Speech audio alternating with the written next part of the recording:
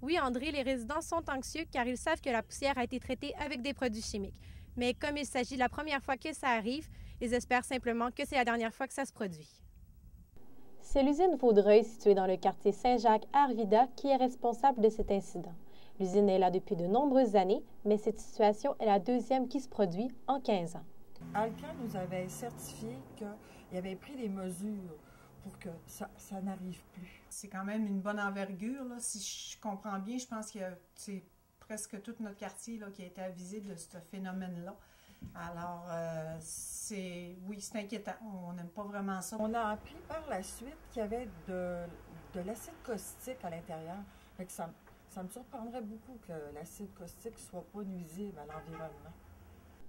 Les résidents s'inquiètent aussi de l'effet que ces résidus pourraient avoir sur leurs enfants, puisque le quartier abrite une école primaire.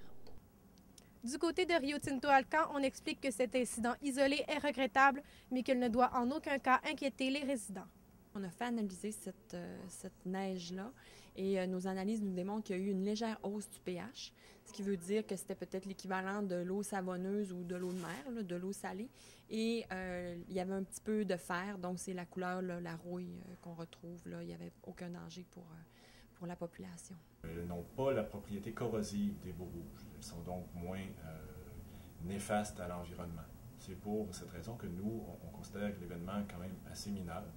Les quantités qui ont été dispersées sont quand même assez faibles aussi. Près de 2 semaines après cet incident, la neige a déjà nettoyé les résidus de poussière de bauxite.